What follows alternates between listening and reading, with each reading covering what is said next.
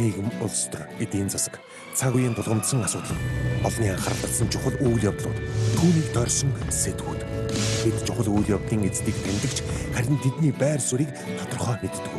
Тэдний үзэл санаа үйл хэрэг та бидний амьдралд хэрхэн нөлөөлөх вэ? Энэ бүхнийг хар хайрцаг нэвтрүүлгээс хар хайрцаг. Оройн төргийн хар хайрцаг нэвтрүүлгийн шинэ дугаар эхэлж байна. Монголын аялал жуулчлалын салбарын өнөөгийн нөхцөл байдал ямар түвшинд байна вэ? Үйл ажиллагаа нь хүндрээд байгаа аялал жуулчлалын компаниудад төрөөс болон салбарын яамнаас ямар арга хэмжээ авах вэ? Дээрх асуултад байгаль орчин аялал жуулчлалын сайд ЦЭРЭНБАТ-аас тодорхойлол авах болно. Хар хайрцаг. Сайн байна уу та? Танд оройн төргий. Оройн. За өнөөдөр аялал жуулчлалын салбарын тэр чигээрээ та бүхний яриаг чих тавин сонсох байхаа. Ягаад гэхээр коронавирусын цар тахал дэлгэрсэнтэй холбогдсон хамгийн их хүчтэй нэрвэгдэж байгаа салбаруудын нэг бол магадгүй нэлээд дээгүүрт орох салбар бол аялал жуулчлалын салбар байхаа гэж ойлгож байна. Мэдээд аялал жуулчлалын салбар маань дотроо олон зүйлээс бүрдэн одоо тээвэр байдаг юм уу, зочд буудал байдаг юм уу тийм ээ. Тэгээд мэдээж хамгийн түрүүнд ер нь нөхцөл байдал хэр хүнд байгаа юм бэ гэдэг асуудлаас эхэлмээр байна л да. Энэ бол зөвхөн Монголын асуудал биш. Дэлхийн нийтээрээ энэ байдалтай байна. Тэг ер нь бол бид нэр ерөнхийдөө одоо манай иргэд дэлхийн нийтээрээ шүү дээ. Аялал жуулчлалын салбар бол хүнд байгаа гэдгийг ойлгож байгаа. Тэг хэр хүнд байгаа юм бэ? За өнөөдөр энэ COVID-19 гэдэг байгаа энэ цар тахлын улмаас дэлхийн эдийн засаг их өөрчлөлт гарч байна. Бүгд одоо эдийн засагчид бол одоо 30-аад оны одоо Америк нэгдсэн улсад тохиолдсон одоо эдийн засгийн тэр хямраллаас хүндрэх төлөвтэй байна гэж. За Европынхан бол дэлхийн 2-р дүн дайны үеиг шиг юм хүндрэлийг бид амснаа гэж одоо тооцоолж таамаглаж байна. За сүүлийн жилүүдэд эрчимтэй хөгжсөн эдийн засгийн одоо тулгуур гэж ярьдаг аялал жуулчлалын салбар энэ 19 онд ер нь зогсон сул зогсолтын жил гэж одоо бүгд зарлаж байгаа. Тухайлбал одоо аялал жуулчлалын салбарын одоо гол зорчигчдыг тээвэрлэдэг авиа компаниуд маань нийт 94% нь одоо захиалганд цуслагдсан. Дэлхийн нийтээр 3 сарын байдлаар нийт одоо олон улсын иргэний агарын тээврээс гаргасан тооцоогоор $250 билион татаас хэрэгтэй байна. Энэ хүндрэлийг давхад гэж одоо үзсэн байгаа нөхцөл байдлууд байна. За томоохон одоо улсуудын томоохон авиа компаниуд маань төр засгаас одоо татаас үсээд одоо биднийг энэ тэмдэглэлийг даван туулахад 6 тэрбум 10 тэрбум одоо долларын дэмжлэг үзүүлээч гэсэн байна. За мөн одоо энэ хүндрэлтэй үед одоо Монголдо ирэх гэж байгаа ард иргэдэд авчиж байгаа Мят компанийн хувьд бас хүндрэлтэй байна. Энэ талаар удахгүй одоо засгийн газрын хурал дээр бас хүндрэлийг давхад бас тодорхой хэмжээний санхүүгийн дэмжлэг үзүүлэх гэдэг асуудал гарч байна.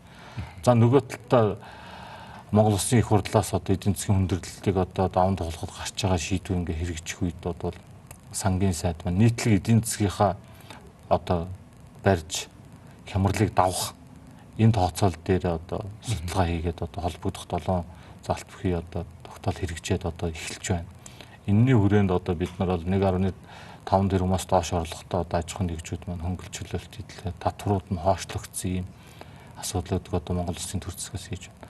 За цаашдаа дэлхийн аялал жуулчлалын байгууллагатай бол одоо хамтарч ажиллаж байгаа гишүүн орнуудын өгж байгаа мэдээлэлээр аялал жуулчлалын салбарт бол цаашд урт хугацааны нэг хөнгөлөлтөд зээлийг олгохыг одоо дэлхийн томоохон санхүүгийн институцуудаас хүсэж байна. Томоохон банкуудыг хүсэж байна. Зарим нэг одоо тусгайлсан бүс нутаг дээр бол нэн шаардлагатай байгаа төслүүд дээрх санхүүжилтийг тасалдахгүй явуулаасаа гэсэн юм олон талын хамтын ажиллагаа, олон экспертүүдийн санал мөн одоо тухайн салбарын хөгжлийн хандлагад уялдуулаад явна гэж байна.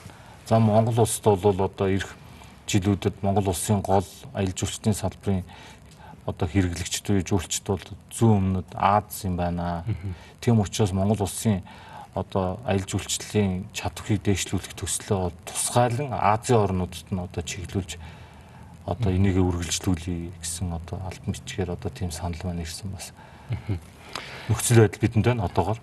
Бидэнд байгаа том мэдээлэлээр бол жил ирэх тусам аялал жуулчлалын салбар, Монголын аялал жуулчлалын салбар томордог. Монгол ирж байгаа жуулчдын тоо нэмэгддэг, тэндээс ордог орлого бас нэмэгддэг.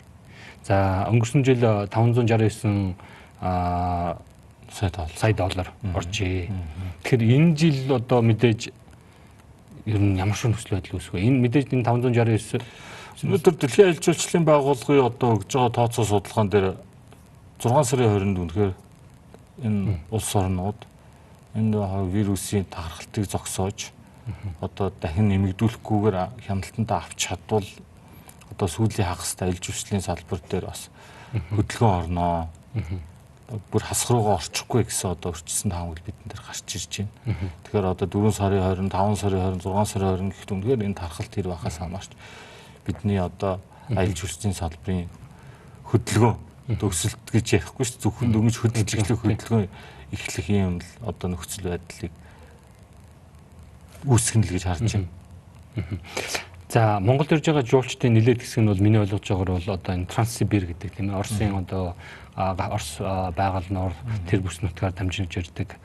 За өөрөөр хэлэх юм бол энэ аялал жуулчлалын салбар нэг хөгжих маань бол манай эргэн тойрны улсуудын коронавирустэй эрхэн тэмцэж байгаа хэр хурдан одоо хилээ нээх энэ үйл явдлуудаа шууд холбоотой байх л да. За хятад бол харьцангуй одоо барьсан гэж үзэж байгаа. За өнгөрч байгаа 7 хоногт Монголын аялал жуулчлалын холбоо, зочдлуудын холбоо, одоо бусад тур операторуудын холбооныхоо төлөөлөлтөд уулзсан. Энэ дээр бидэнд гарч байгаа. За бидний ямар ч гэсэн эхний хагас жилийнхээ бүх аяллууд маань одоо цуслагдаад сунгахын сунгацлаа. Хойшлол 9 сар хүртэл харьяа байдлаа гэж. Гэтэл энэ бүс нутгаас ирэх хүмүүсийг орцоо авахд бид яах ёстой вэ гэдэг. Эндээс мэрэгжлийн байгууллагаас дүгнэлтүүд авъя гэдгээ саналаа өгсөн гэдээ холбогдох ном журмынхаа дагуу тодруулах Оросын онцгой комиссд одоо санд хүсэлтэд тавьсан байна. Жишээлбэл ирээд тархалт гарцсан орноос ирлээ, өөрөөс нь илрээгүй байлаа. Тэгээ Монголд аялаад явж ятал гол риск нь биднийг Монголд тухайн үед Монголд ч юм уу Хятад Оросд гарлаа гэд хөл хорионд оруулах юм биш үсттэй. Энд гарц яах вэ гэд одоо аялал захиалагч маань ийм асуултуудыг одоо тавьж байгаа. Тэр асуултуудын гарц гаргалгааг илүү тодорхой болгох талаар одоо холбогдох. Нэг ялангуяа эрүүл мэндийн яам, эрүүл мэндийн дэлхийн эрүүл мэндийн байгууллагынхантайгаа л одоо харилцаж байна. Бид за мэдээж аялал жуулчлалын салбарын маань бас таны ямыг харж байгаа бах. Яаж энэ нөхцөл байдлыг даван туул гэдэг одоо хэрхэн даван туулах зөвлөмжүүдийг гаргаж байгаа вэ? Ер нь одоо ямар заавар чиглэлэх вэ? Ямар үйл ажиллагаанууд хийгдэх вэ? За 2016 оноос байгуулагдсан засгийн газар аялал жуулчлалыг одоо салбарыг дэмжиж ирсэн. 17 оны улсын төсөв 1.7 тэрбум төгрөгийг аялал жуулчлалын салбарт баталж байсан бол 2020 онд улсын төсөвт 8.3 тэрбумыг бид баталсан баг. Энд хүрээнд хийгдсэн бодлогууд маань үргэлжилнэ. Жил болгон аялал жуулчлалын салбарт тулгараад байгаа нэг асуудлаа ингээ зөрөгтэй шийдээд явуучвал энэ үр дүнд хүрэх юм байна гэж одоо зорж ажиллаж байгаа. Энэ хүрээндээ өнгөрсөн жил бид нар ногоон зээлийн гаргаж хүүгийн хөнгөлтийг одоо аж ахуйн нэгжүүдэд одоо олгож эхлээд явсан. Энэ маань үргэлжлэн энэний хүрээнд 2 тэрбум төгрөгийг аялал жуулчлалын салбарт үйл ажиллагаа эрхэлж байгаа аж ахуйн нэгжийн ариун цэврийн байгууламжаа одоо сайжруулахад нь тусгайлан одоо олгоно. Энэ зээл маань үргэлжлэнэ. За мөн энэ салбарт хийгдэж байгаа боловсон хүчнийг сургах сургалт маань одоо өнгөрсөн жил бид 10.6 мянган хүнд аялал жуулчлалын салбарын 9 ажлын байрны сургалтыг үн төлбөргүй нас үл харгалзан хийсэн байгаа. Энэ дагуу хийгдсэн сургалтуудыг одоо шалгарсан компаниудад энэ одоо цахим болгоо, контент болгох нөхцөл байдлаа харъя гэж одоо ингэж байна. Ингээд цахим сургалтууд явагдана. За энэ цар тахлын үед бид зөв талаас нь харж өөрсдийгөө хөгжих талаасаа боломж гэдэг талаасаа харах хэрэгтэй. Тэгээд аялал жуулчлалын холбоодуудтай уулзахтаа хэлсэн юм маань. Одоо өөрсдийнхөө байгаа аялал жуулчлалын камп, зочдлууд бүх юмаа тордё. Өөрчлөе, засаж сайжруулъя. Надгийн натал нь одоо бидэнд байдаг. Өөрт чинь таалагдахгүй юм байгаа бол жуулчин дотоод гадаадын жуулчид таалагдахгүй гэдэг энэ байр суурь дээр энэ жил бол бид өөрсдийгөө өөрчлөх, засаж сайжруулах жил гэж ойлгож одоо манай аялал жуулчлалын салбарын маань ажиллах хэрэгтэй маа. Аялал жуулчлал гэдэг бол нэгдүгээр үйлчлэгээ, хоёрдугаар аюулгүй байдал, гуравдугаар сэтгэл ханамж. Одоо тарьцангуй аялал жуулчлалын одоо дэлхийн нийтийн чих хандлага илүү тансаг, илүү чамин байхаас илүүтэй илүү өрмөц байх хэрэгтэй. Үнэхээр бид 3 оддын сервис үзүүлж байгаа бол 3 од гэдгээ ичиж нуухгүй зарлах хэрэгтэй. Бүх газар одоо бид 5 удаа сервис үзүүлж чадахгүй гэдгээ хэлэх ёстой. Гол нь сая хэлсэн үйлчлэгээ маань одоо мэрэгжлийн түвшинд байх хэвээр. Энийг дагаад аюулгүй байдлыг сайн хангах хэвээр. 3 дугаар энэ 2 дугаар тулгуурсан тэр хүний сэтгэл ханамжийг дээшлүүлдэг болёо л гэж зорих хэрэгтэй. Аж ахуйн нэгжүүд нэлээд олон аж ахуйн нэгжүүд миний ойлгож байгаагаар цалин тавих боломжгүй болж ирж байгаа баг. Тэгж байгаа. За мөнгө санхүүжилтгүй болж ирж байгаа баг. За энэ үед бол би мэдээж таны саяны хэлснийг ойлгож байна. Энэ бололцоог ашиглаад тэр засаж сайжруулах юмнууд байвал тэрнтэйгээ ажиллая гэх. Тэгэхэд магадгүй санхүүжилтгүй байгаа үед бол энийг хийхэд боломжгүй болох байх л да. Тэгэхээр одоо санхүүжилтэн зогсож байгаа аж ахуйн нэгжүүд, за цалингаа тавьж байгаа аж ахуйн нэгжүүд хамгийн гол нь миний ойлгож байгаагаар бол энэ эдийн засгийн үед аль болох одоо ажилчдаа бити халаач, бити цомготооч гэдэг ийм уриалгыг дэлхийн нийтээр авч явах шиг байна л да. Тэгэхээр аялал жуулчлалын салбарт бол цомготгол бий болох гээд байх шиг байна. Ер нь хамгийн цомготгол бий болоод эхэлсэн байгаа салбар болоо. Нэгдүгээрт юм байгаа. Үнэхээр аялал жуулчлалын салбар юм олон талын оролцоотой. Одоо нисхийн компаниас нь ахгуулаад тээврийн компани, зочдууд маань, гайдууд маань, за нутгийн ард иргэдэд тэнд үйлчлэгээний нийлүүлэгчнэр байна. Ресторан, бар байна. Дээр нь дэлгүүр хоршоо байна, сувнэрийн шопууд байна. Ингээд олон талын хамтын ажиллагааны үр дүнд энэ салбар өдий зэрэгтэй явж байгаа. Цаашдаа ч ингэж явна. Гол өндөрлөл өнөөдөр бидэнд байгаа дутагдлыг бидний бүх тоо зөрүүт. Яг өнөөдөр аялал жуулчлалын одоо салбарын одоо операторуудын идэвхтэй хандлтын тоо яг татвараас өгж байгаа тайлан дээр нь тулгуурлаа шийдвэр гаргаад явахаар өөр тоо байна гэж хүмүүс нь ярьдаг. Тэгэхээр би аялал жуулчлалын салбарын холбоодуудаа нэг л зарчим барьж байгаа. Тоонуудаа нэгтгэе. Тэр тоог л ярив. Тэгэхгүй бид та нарын гаргаж өгсөн тоо болон одоо татвар нийгмийн даатгалын одоо газрын гаргасан тоон дээр үнэлж хитүүлээ юмнуудаа ярья. Тэгэхгүй бол үнэхээр тоо 5 байгаа бол урд нь 5 гэдгээ бүгд хүлээн зөвшөөрөөд энэ 5 дээр. Энэ тоо 50 байгаа бол өөр шийдвэр гаргана. Тийм учраас өнөөдрийн байгаад эцэл төгсөлгүй дүгнж болтгоо тоо яриа юун дээр унаад байна гэхээр яг энэ ямар их өсрүүлжийн тоо вэ гэдэг дээр л бидний бүх тоо унчаа жоохон өндөрлөө байгаа даа. Бүгд шат цатандаа сайжруулах л ёстой. Үнэхээр хүнд байгаа үнэн. Тэр нь яагаад вэ гэвэл бидний үзүүлж байгаа үйлчилгээ болгон дээр сэтгэл ханамжийг бид энэ цаг хугацаанд сайжруулах талаар оролцогч болгон өөртөө өөрчлөлт хийж чадах юм бол энэ дууснаа.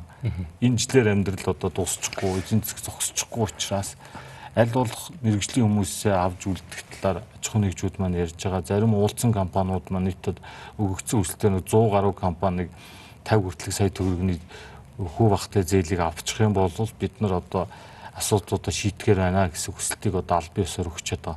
Холбооноос өгсөн тоо маань.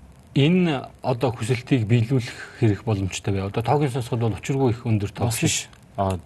Би сая хэлсэн ногоон зээлийн хүрээнд аялал жуулчлалын салбарыг дэмжих хүрээнд энэ жил байгаа 2 тэрбум төгрөгийнхөө хүүгийн татаасыг энэ аж ахуйн нэгжүүдтэй олгуулах талаар өнгөрсөн жилээс хойш ажиллаж иж байгаа банкудтайгаа ярьж байгаа. Банкуд маань урьдчилсан байдлаар харилцан тохиролцоонд хүрсэн баг. Саяхан засгийн газраас 7 чиглэлээр эдийн засгийг дэмжих одоо үйл ажиллагаа явуулна гэдгийг ингээд зарласан байж байгаа. За удахгүй хэрэгжээд эхлэх байх гэж найдаж байна. Тэгэхээр энэ одоо 7 чиглэлийн арга хэмжээ маань аялал жуулчлалын салбарт ажиллаж байгаа аж ахуйн нэгжүүдийг хэрхэн дэмжих вэ?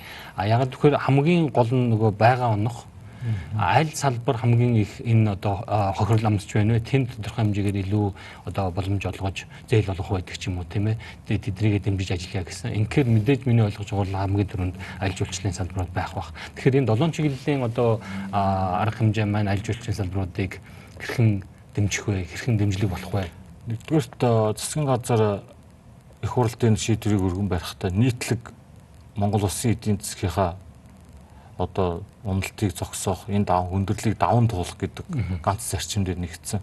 Тус тусаахаа одоо салбараа төр хоошоо тавиа. Энэ л үндсэн суурь хийх зайлшгүй хийх ёстой ажиллаа. Дээрээс нь сайдууд маань байгаа одоо багцтай ус өөрийнхөө салбартаа үзүүлэх дэмжлэг тусалцаагаа төсвийнхөө хуулийн дагуу одоо үзүүлээд явуул гэдэг зарчим тохирсон. Ийм учраас нийгмийн даатгалын шимт одоо сарын 200 мянган төгрөг гэдэг байгаагаа нийт иргэн бүх аж ахуйн нэгжийн маань тэр шатлал школоор хамрагдаад явна. Энэ дээрээсээ дэмжлэгээ аавн багч гисэн одоо дэм болно.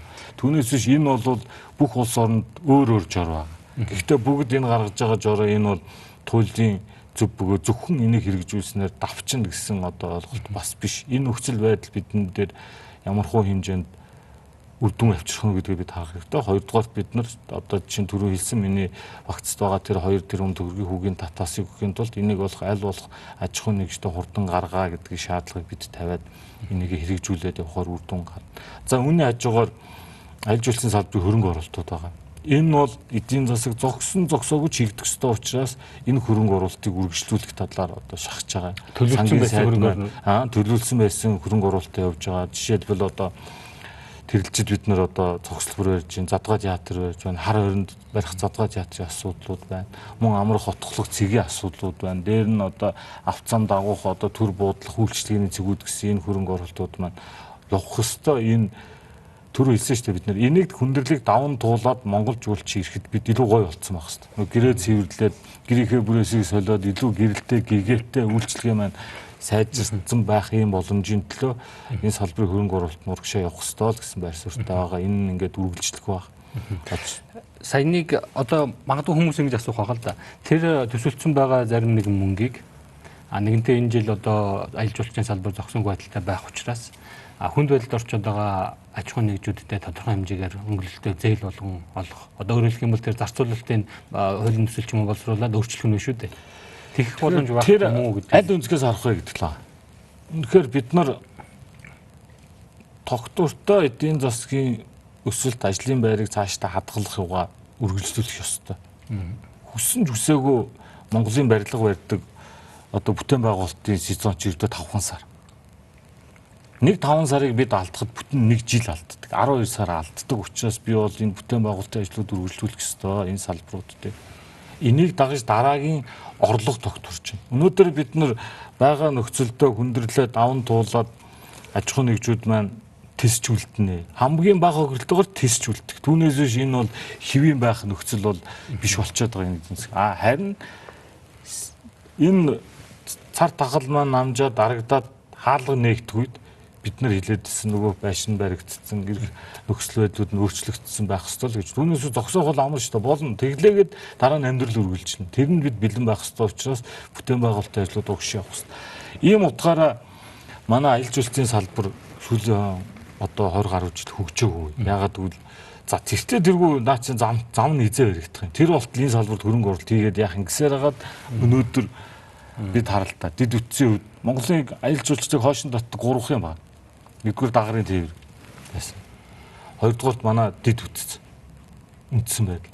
Дөрөвдүгээрт одоо энэ салбарт хийгдсэн хөнгөлөлтөө урт хугацааны төсөл хөтөлбөр дэмжлэг байгаагүй шээ. Зөвхөн гал унтраах энэ салбарын мэрэгчлэтнүүдийн цалин хөлс томилтын зардлыг энэ салбарт хийж байгаа хөрөнгө оруулалт гэж бүгд бодож ирсэн. Тэгээд тогтвортой урт хугацаа байхгүй байснаас өнөөдөр бид нар хичнээн тийм байгаад чи одоо энэ хүндрэл болохоос өмнө бид агарын тээврээр либералчлаад ямар ч байсан одоо Turkish Airlines-ийн шууд нислэгийг хийгээд Asiana, Airbusan гэж орж ирээд бидэн дээр ингээд жуулчид авчрах уусгал нэмэгдэлтэй болж байна. Одоо цаашдаа бид нарт дахиад шаардлагатай аялал жуулчлалыг хөгжүүлэхэд шаардлагатай нэн тэргүүний хөрөнгө оруулалт бол урт хугацааны цаг хугацаа их хэмжээний мөнгө шаарддаг дид үтсийн хөрөнгө оруулалт.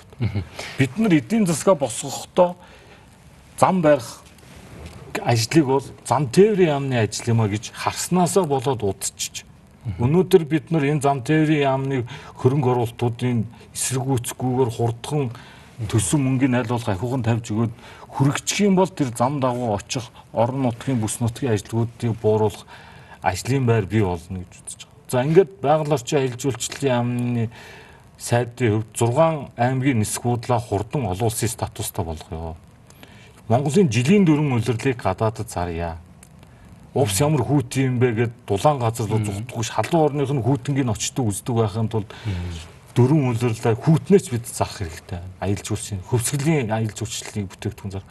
Гэтэл жуулчид Улаанбаатарт ирчээд увс руу орон нутгийн онгоцоор нисээд хөвсгөл рүү орон нутгийн онгоцоор нисээд дахиад өмнө говь руу нисэх биш дорнт руу нисэх шууд тэр цэгүүд дээр нисдэг болохын тулд энэ өөрчлөлт таны саяны хэлсэн 3 зүйл байгаа шүү дээ. Агарын тээвэр, дэд бүтцийн асуудлууд тийм ээ. Аялал жуулчлалыг хөгжихэд хамгийн тулгуурдаг тийм.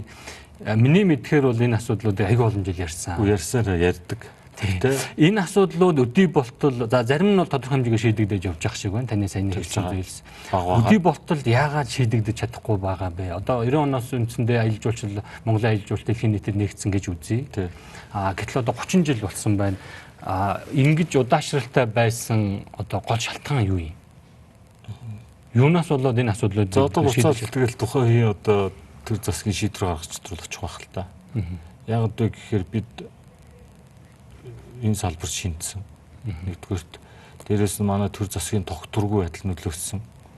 Бид сүүлийн одоо 30 жилд чинь нэг засгийн газрын ажилласан бүр ерхий хугацаа 1.8 одоо жил байгаа шүү дээ. 1.8 жил. Энд хүн ямар ч өөрчлөлт хийж чадахгүй, ямар ч үр дүн гаргаж чадахгүй. Дээрээс нь манай монголчууд маань нэг одоо онцлогонд заавал би минийх гэж юм одоо байх хэрэгтэй юм шиг. Гэхдээ хүний сайн юмыг дэмжиж явъя л да.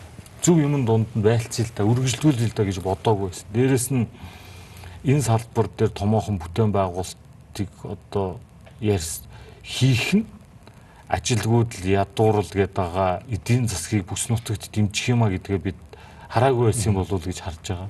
Одоо харцнаараа одоо юу ивэ гэдэг асуулт руу буцаад орох баг. Энэ бол үнэхээр бууз жигнэхэд хүртэл 20 минут болдго юм болов зам тавих нисэх буудлуудыг барих хугацаа чи угаасаа 3 жил хамгийн хурданда. Хурдан эхлүүлье. Бид 1000 зөв бурууг нь ярьж 2-3 жил алдах биш эхлүүлчихэд бэлэн болох хооронд нь дараагийн авах жуулчдаа ямар үйлчлэгээ үзүүлэх, ямар бүтээгдэхүүн бий болгох уу гэдэг дээрээ одоо илүү цагаа зарцуулах хэрэгтэй гэсэн байр суурьтай байна.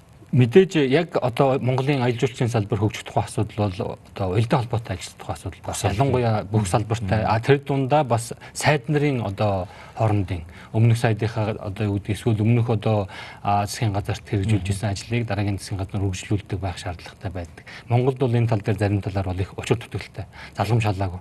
Тэр намынх энэ намынх гэж ярьдаг. Тэрний хийжсэн би хийхгүй. Тэрний хийжсэн ажлыг тэм хүн хариуцж байгаа ахтаа матцаад тэрийг яв.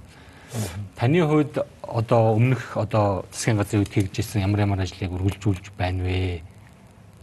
Залгамж шалааг тэр авч явж чадсан бэ гэж асууж байна. Талаас одоо Монгол Улсын засгийн газрын үйл ажиллагааны хөтөлбөр батлагдсан. Тэнд тусгасан бүх ажлыг үргэлжлүүлж байгаа.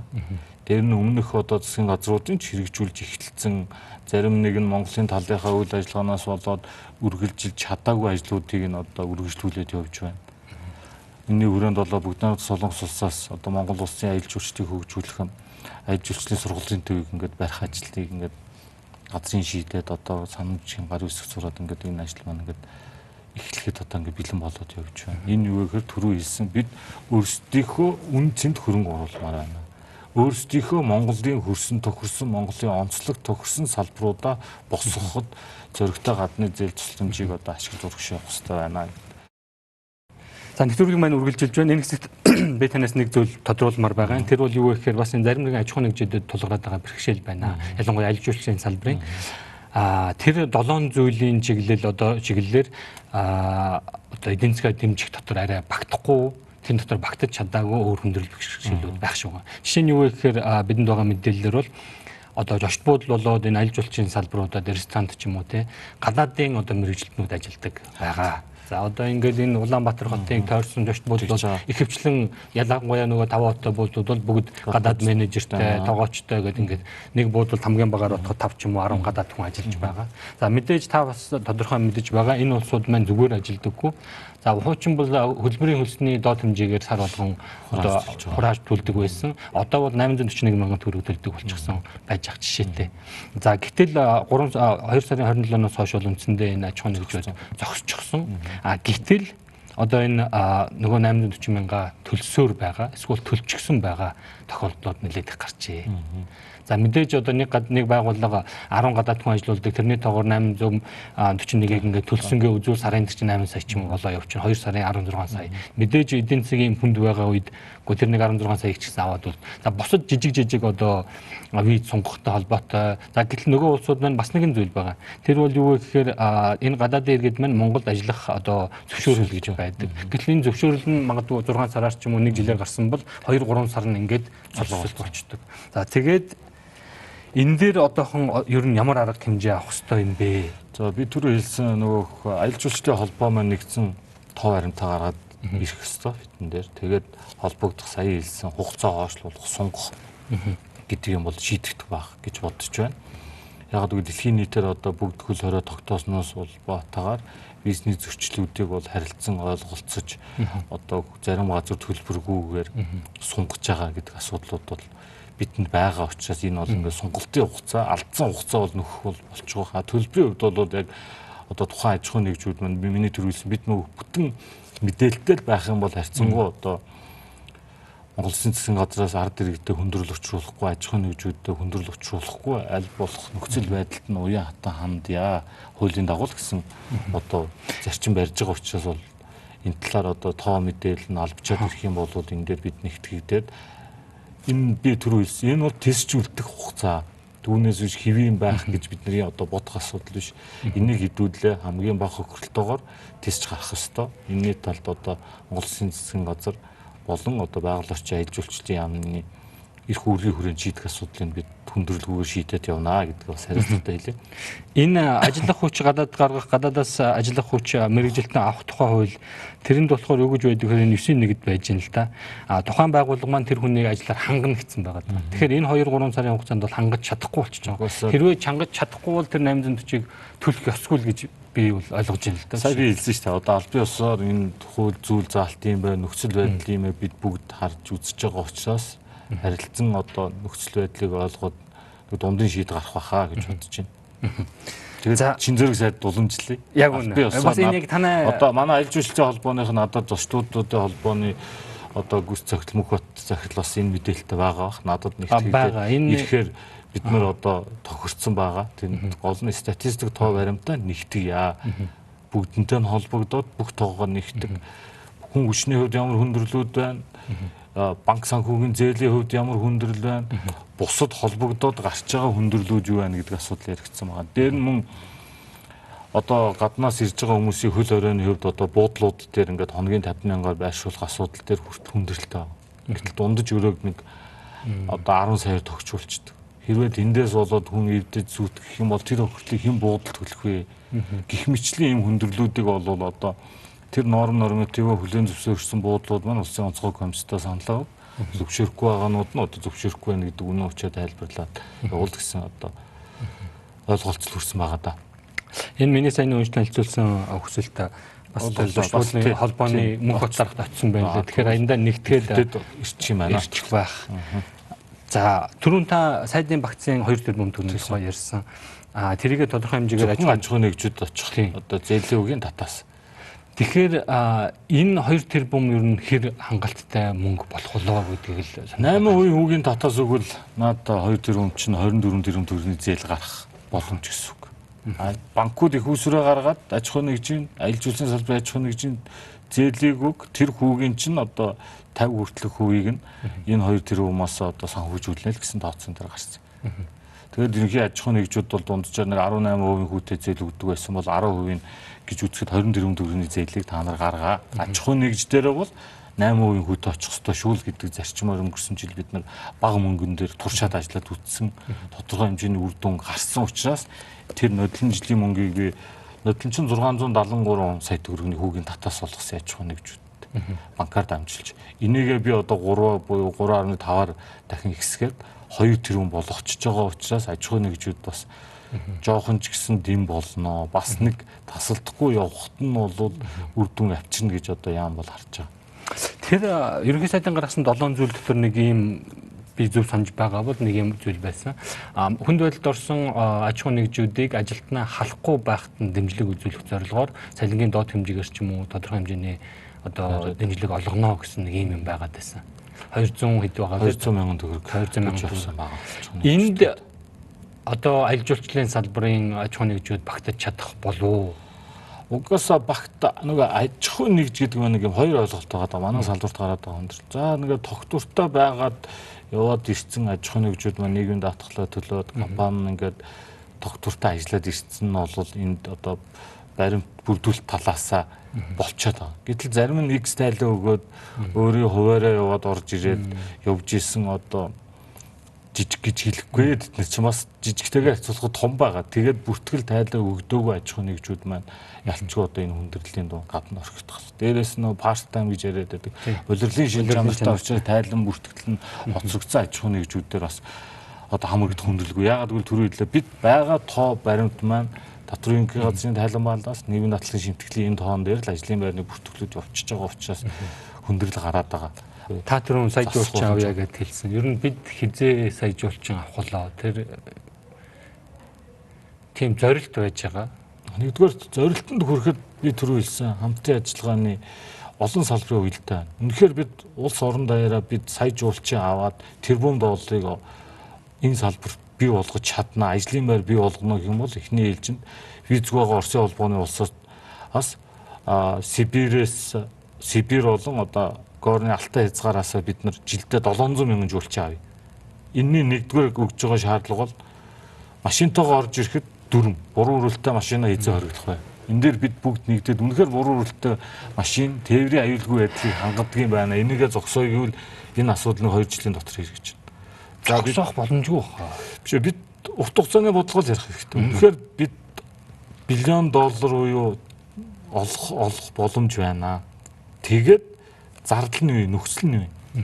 Энэ дээр бид нэгдэлтэй гараад бүгдээрээ би хэлээд ш бүгдээрээ нэг зорилтонд хүрээгээл шийдчихвэл хугацаа тайл явахд бол хүрчнэ гэж. За хил орчмын аялал жуулчлалын өмнөд бүс нутаг дээр хятадтай ярихад хятадын жуулчинд бид нар транзит визийг олгодог болъё. 48 цаг, 72 цаг ороод гараад явъя. Маршрутыг тогтоож өгье. Өвөр Монголын өөртөө засах орны аялал жуулчлалын товчоо 1.3 сая жуулчин жил болгон Монголд хамгийн багадаа оруулах боломж олцоо бид байна. Монгол Улсын засгийн газар нутаг дээгүүр дээгүүр явах маршрут хяналтаа тавиад эрүүл ахуй хорио цэрмийнхаа дэглэмээ гаргаад өгчих юм бол энэ гэрээ хийя гэж байгаа. Энэ бол бидний боломж. Сая гэдэг тоог олон жил яриад энийг дагалдах, авч ирэх өөрчлөлтийг хийхгүй учраас бид энэ тоог худлаа гэдэгчээд байгаа юм. Үнэхээр өөрчлөлт байна. Өнөөдөр бидэнд байгаа боломжийг ашигладаг болдог. Би шалгалтанд хүнийхээ уншаад хичээлэл бэлдэх ёстой шүү. Тэгвэл биш. За он цавчмын раа ингээл яриад яваалаа байвал хизээч авахгүй би бол сая хүргэмээр байна. Та бүхэн.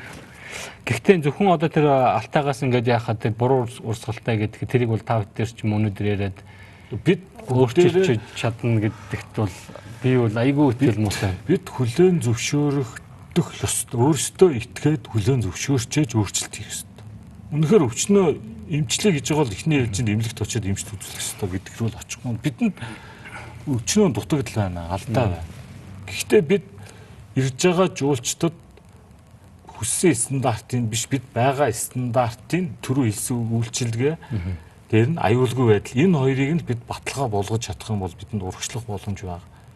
Хэрвээ бид одоо бид нар транзит одоо цайны замын дагуух аялал жуулчлал гэж 3 улсын бодлого байгаа. Энд нэгдсэн.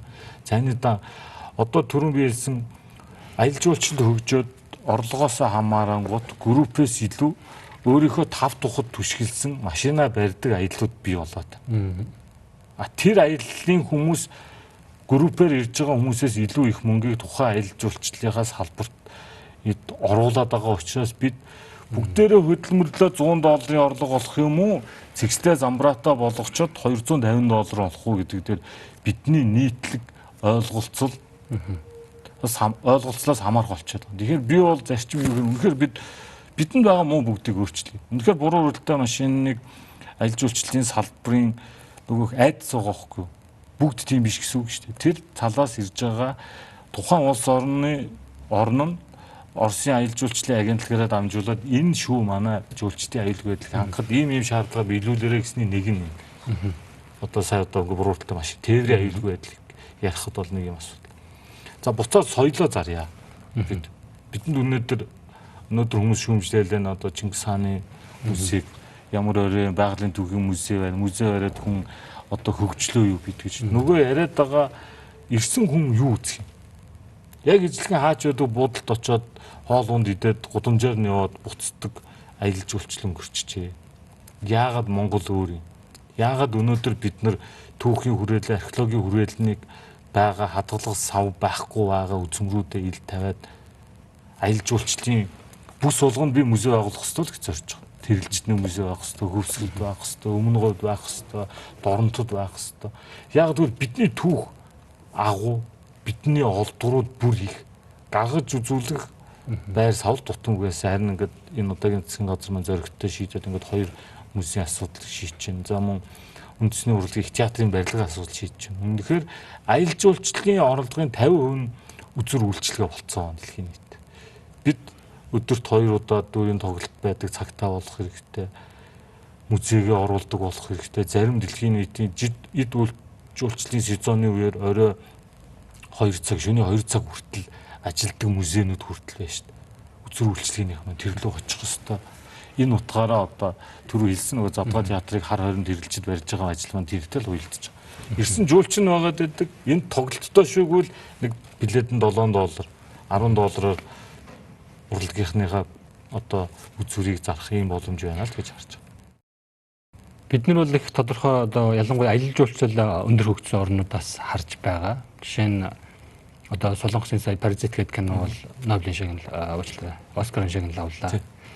За өмнө худлыг би мэдгүй. Гэхдээ одоо тэр киноны зураг авалт хийсэн газрууд бол одоо шууд аялал жуулчлалын одоо зэгүүд юм уу болоод явж ах жишээтэй. За үүнтэй төстэй үйл явдлууд Монголч гэсэн тодорхой хэмжээгээр бас болж байгаа. За хуу хамтлаг болж энэ Монголын нэрийг нэлээд их гаргасан. Түүгээр дамжуулаад хүннүүгийн одоо түүх соёлын асуудлыг.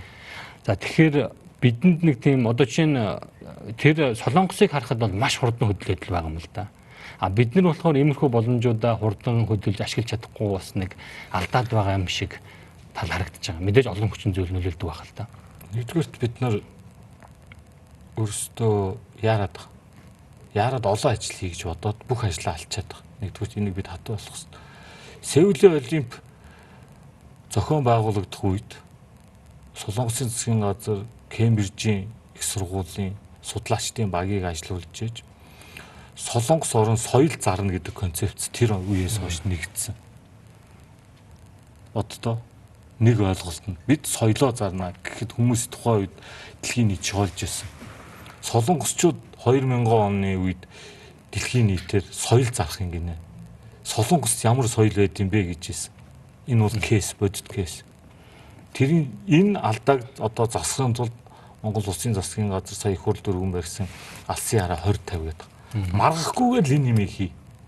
Тэр соёл зарахад юу байсан бэ гэхээр хоолны соёл гэсэн. Өнөөдөр дэлхий дээр байгаа солонгос хоолны ресторанууд чинь солонгос зарж байна. Солонгос кино зарж байна. Одоо солонгос гоо сайхны үтши бүтээгдэхүүн зарж байна. Ингээд нэг улс үндэстэн нэг юмыг хугацаагаа товлоод ямар засгийн газар гарсан бэ, ямар өдөрт гарсан бэ, энийг бид хэрэгжүүлэх ёстой гэдэг ойлголцонд хүрч чадсны жишээ бол энэ.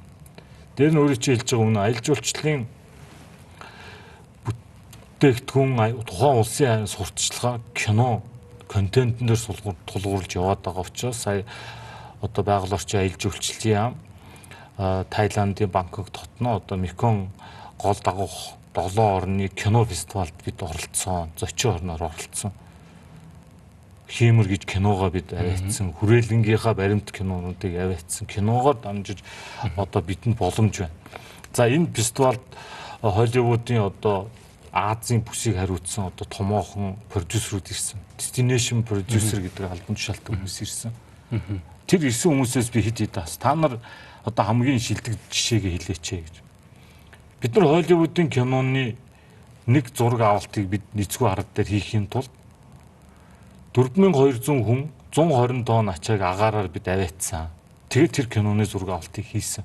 Эзгүй арал дээр бүх юмыг бид өөрсдөө бий болгосон. Тэгээд тэрнээс хойш тэр арлын одоо орлого бол аялал жуулчлалаас ордог болсон. А Монголд юу байна гэж. Монголд бидэнд ийм боломж байна, ийм нөхцөл байна гэдгээ одоо сая ямар ч үгээс одоо дэлхийн аялал жуулчлалын байгууллагатай хамтарсан хэрэгжиж байгаа Меконг гол дагуух тэр 6 орны фильм фестивалд оролцсноор бас Монголд очивол ийм байд юм, ийм өвөрмөц юм байх шүү. Монголд жилийн 4 удирдлагатай учраас өвлийн зураг авалтанд бас бага зардлаар заавал Сибирь, Аляск руу очих шаардлагагүй байх шүү гэдгээ бас нээж өгсөн гэж харж байгаа. Дараагийн нөхцөл бол бид нар үнэхээр дэлхийн том кино контент үйлдвэрлэгч нарыг Монголд урьж авчих хэвээр. Ингэжээж бид нар өөрсдийнхөө соёлыг, өөрсдийнхөө байгалыг одоо аялал жуулчлалын бүтээгдэхүүн болгож энийг дагаад тэр өөрийнх нь анхаарал татсан одоо хүнд хайрыг татсан олон үзэгчтэй кинонуудын үзэгч болгон Монголд ирэх юм боломжийг л бид үзүүлэх ёстой гэж ажиллаж байна. Ер нь бол тэр Солонгосын бид соёлоо одоо бүтээгдэхүүн болгоно зарна гэдэг энэ одоо соёлын экспорт хийнэ гэдэг. Бид ч гэсэн тэгэх боломжтой гэдгийг та хэлж байна тийм ээ. Би бас яг энэ асуудлаар боловсрол соёлын шинжилгээний сайттай ярилцж ирсэн. Боловсрол соёлын шинжилгээний яам бол маш том ач холбогдолтой яам. Үндэ соёлын асуудал дээр нарийн одоо элдв зүйл хийж чаддгүй гэдгийг бол нөгөө сайд хэлж ирсэн. Гэтэл яг нөгөө нэг яам одоо танай яамнаас одоо сайд нь орж ирээд бид соёлыг бүтээгдэхүүн болгоё гэдэг ингээд ярихаар бидний тогтолцооны асуудал гарч ирчээд байна л да. За гисэн хэдий тийм байгаа боловч одоо би ажил авснаас хойш холбогдох одоо газруудтайгаа харилцан уялдаатай холбоотой ажиллаж байгаа. Үнэхээр одоо чиг үүргийн хувьд бол яг нөгөө цалин болон бусад бодлогын шийдвэр нь одоо өөр ямд хариулагддаг учраас одоо шууд удирдах ах хүндрэлтэй ч гэсэн хамтын ажиллагааныхаа хүрээнд бас агш дэвшил гаргаад явж байгаа. Өөрөөр чи хэлж байгаа үнэ. Бид нэг бодлогоор явах юм бол тэр нөгөө түрүү хэлээд байгаа бүгдээрээ нэг ойлголцод хүрчих юм бол Монголын соёл дотооддоо магадгүй одоо 30% зарцуулах хэрэгтэй. Хадгаж үлдэж байгаа таниулахтай. Аялал жуулчлалаа дагаад 70%-аараа сурталчилдаг байх хэрэгтэй. Өнөөдөр бид нар энэ ямар боломж харж ийнө гэхээр бид нар өнгөрсөн жил стадионын хэмжээтэй жуулчтай билет өгч чадахгүй учраас өнгөрсөн жил бид нар туршаад наадам найт гэдээ хийгээд үзлээ. Наадмын нээлтийн одоо тодорхой хувийг нь орой ингээд шоу болгоод үзлээ. Жуулчдын сэтгэл ханамж өндөр байна, болж байна. Гэтэл бид бүгдээрээ соёлын баг маань ажиллаад наадмын нээлтийг хийгээд зөвхөн монголчуудаа байгаа стадионынхаа суудлын хүрээнд хийдэг байсныг аль болох яг тийм хэмжээгээр нь шүн хийдэг болъё л гэж зориод ажиллаа тестлээд үзсэн болж байна. Урагшлал нь цаашдаа аймаг болгонд жуулчдын тооноос хамаарч арга хэмжээ хийдэг болохоор энэ салбарын орлого нь тогтворжоод урагшилчих юм бол өөрөө өөрийгөө аваад явахын хажуугаар Монгол орны эдийн засаг томоохон үүрэг орол бий болно гэж харж байгаа учраас уялдааг аль болох нэгтгэх ёстой л гэсэн өөртөө ч одоо байсаар нэг байна. Соёлын яамны тухайн асуудлыг нэг хэсэг яам байлаа шүү дээ тийм ээ. Ер нь бол соёлын асуудлыг бид нэр олон талаас нь ярмаар байгаа тусдаа яам байх юм уу? Та энэ дээр ямар байр суурьтай байдаг вэ? Би сая хэллээ шүү дээ. Аялал жуулчлалын салбарын олж байгаа орлогын тур оператор компаниуд маань бид бүгд ард иргэд дээр нийлээд аяллаа пакэжийн үнийн дүнгийн 40% нь манай урлаг соёлын бүтээгдэхүүн байх ёстой гэдэг дээрээ тохирчод ойлголтод нэгтгэхэд явж чадвал аялал жуулчлалын яам дээр байсан дээр. За. Үгүй гэд бодож байгаа бол одоо тийм үндсийн хүн дээрээ л байсан дээр баг. Би бол аялал жуулчлалыг дагаад бид соёл зан заншлаа бүтээгдэхүүн болж зарж чадах юм байна. Энэ бүрэн боломжтой. Энийг маргахгүйгээр хэрэгжүүлэхийг л нэг талтай шийдэн гарчих юм бол аваад явчих. Гэхдээ бас Монголыг сурталчилж байгаа бүх сурчлагаандаа бас соёлынхонтойгоо байнга явж байгаа. Уртын дүү хөөмч бидэнд байдаг уран нугараач бүх хүртэл авч явж байгаа сүүлийн жил. Яг л бидний салчгүй соёлын хэсэг. Одоо сая ард иргэдийн дунд байгаа даа л та хинтийг Монгол Улсын засгийн газар дүүхэн аялал жуулчлалын бүс гэж зарласан байгаа зүүн аймгийг. Энэ юу вэ гэхээр дэлхий дээр олон одоо хаант засагтай орн байна. Өв залгамж соёлоороо байж байна. Гэтэл Монгол бол дэлхийн том газар нутгийг бий болгосон эзэн Чингис хааны гал голомт. Дээр нь Монгол одоо туурхтан үндэстэнгүй дэлхийгээр байна. Энэ хүн болгон амьдралынхаа хугацаанд Монголд ирдэг болохын тулд бид тэр түүхэн бүтээн байгуулалт хийгээд байгаа. Түрүүн бид маргаж жил алдахгүй ш бариад харин яавал илүү бүтээгдэхүүн болгож зарах вэ гэдэг дээрээ бид илүү цагаа зарцуулдаг болох. Хэрлэнгийн хөдөө харлаа. Нус товчооны одоо хамгийн анхны одоо даншиг хийжсэн наад. Тэрийг одоо түүхэн харамсалтай нь одоо сая MP сайттайгаа зүг явж байхдаа болсон. Монголын дөрвөн их хааныг хаан ширээнд залсан цэг баг. Тэгээ би тэгж одоо тэр үед юу гэжсэн бэ? Үнэхээр Монголын дөрвөн их хааныг хаан ширээнд залсан цэг байгаа юм бол Монгол дэлхийн бүх хаадууд яагаад энд ирж болдгоо. Дэлхийн хаанд одоо угсааг залгамжлах гэж байгаа хүн тайз нарыг энд авчирдаг болгоо. Энэ бол аялал жуулчлалын бүтээгдэхүүн гэхдээ орлого өндөртэй зориулсан. За цаг үеийн холбогдлолтой нэг зүйлийг бас тодруулмаар байх юм аа. Одоо тунгуудахгүй сонгуул болох гэж байна. Сонгуулийн дараа мэдээ засаг солигдно. Мэдээж айгүй л танаас албарч гэсэн өөрчлөлт орох бах. Амьдрал үргэлжлэнэ. Бидний хамгийн санаа зовж байгаа зүйл бол юу вэ гэхээр таны одоо эхлүүлсэн байгаа. За бас урд нь өмнөх одоо засгийн үед хийж байсан ажлуудыг үргэлжлүүлээд явж байгаа. Энэ ажлууд үргэлжлэх тэр одоо нөхцөл байдал та хэрвээ одоо сайд биш болчвол үлдэх болов гэдгийг хэлмээр байна. Өөрөөр хэлбэл бид нар бол доктортой тэр нэг юутай бай гэж яриад байгаа шүү дээ. Төрийн одоо албатай. Нэгдүгээр сонгуул болсон ч Монголын амьдрал үргэлжлэнэ. Түрүүн би хэлсэн одоо тий хэн байхаас үл хамааран бид хийх ёстой ажлуудаа бүгд нэгэн жигд ойлголтоор ойлгоод нэгэн цаг хугацаанд бүгдээр хэрэгжүүлэх ёстой гэдэг дээр зүтгэдэг болчих юм бол бидний хүндрэлүүд нь багасч чинь гэж харж. За нөгөө талаар нь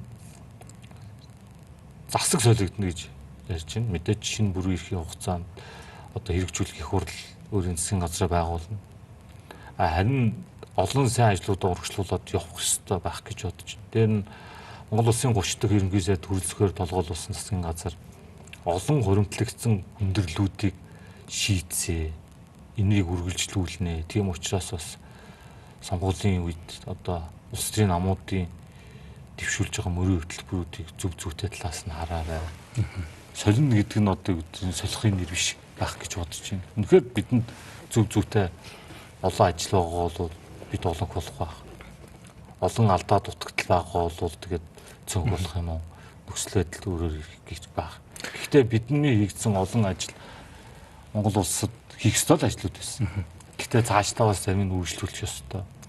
Монгол Ардын нам олонх болчих юм бол энэ хэрэгжүүлж ихсэн ажлууд ерс өөрчлөгдөхгүй, тасалдахгүй, зогсохгүй гэж бодож байна.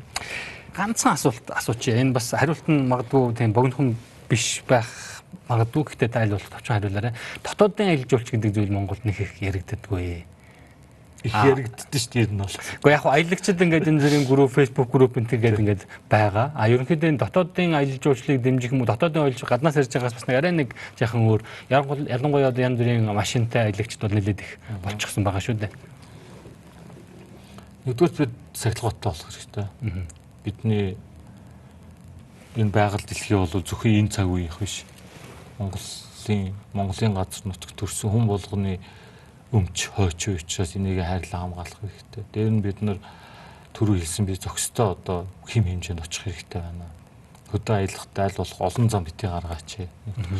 Хоёрдугаар дотоодын аялагчид маань харьцангуй өөрчлөгдөж байгаа хэдий ч хөдөөгийн байгалыг бохирдуулж байгаа нь хотоос ирсэн хүмүүс ч л гэж ярьдэн шүү дээ. Манай байгаль хамгаалагч нар аяллаа сезон дуусгаа манай байгаль хамгаалагч нар байгалийнхаа хогийг төвдөг, цэвэрлдэг, хүн хүч хөрөхгүй байгаа. Энэ дээр анхаарах хэрэгтэй. Дээр нь бидэнд байгаа хүндрэл бол бид өөртөө л таалагдсан үйлчлэгийг бүх хүнээс хүсэж байна. Гэхдээ яг тэрэн таарсан төлбөрөө төлж чадаагүй учраас орон нутагт байгаа аялал жуулчлалын кампууд маань санхүүгийн хувьд чадварч эргээд хөрөнгө оруулалт хийж авж явах хүндрэл бий болоод байгаа гэдгийг бид бас ойлгох хэрэгтэй. Мөн бид нар бие биенийхээ аюулгүй байдал тав тухыг зөрчиж байна. Үндсэн хууль заасан чиний эрх бусдын эрхээр хязгаарлагдана гэдэг ойлголт бол томоохон аялал жуулчлалын салбарууд бүсүүд дээр хөндрөл гарч байна. Хөвсгөл дээр гадны бөгөөд дотоодын ч гэсэн хүмүүс хажуутлын кампт юм хажуугийн гэртэн байхад тааламжгүй байдал гаргадаг, зүү зөксгүй одоо хаанчлах гаргадаг гэдэг ч юм уу. Тий, тэгээд тав тухыг алдагдуулдаг. Ягаад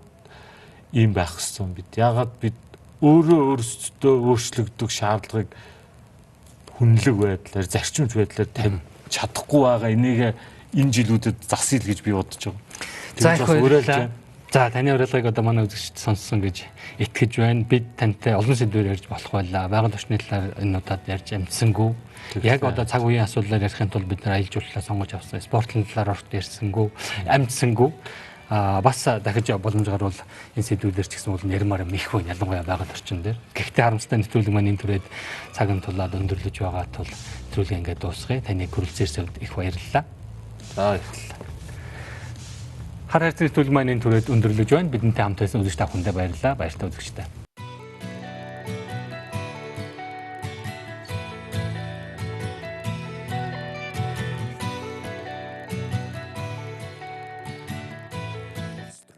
Засаг цаг үеийн тулгамдсан асуудал, олонний анхаарал татсан чухал үйл явдлууд, түүнийг дорсон сэдвүүд Бид чухал үйл явдлын эздийг таньдагч харин тэдний байр суурийг тодорхой мэддэг. Тэдний үзэл санаа, үйл хэрэг та бидний амьдралд хэрхэн нөлөөлөх вэ? Энэ бүхнийг хар хайрцаг нөхцөлөөс хар хайрцаг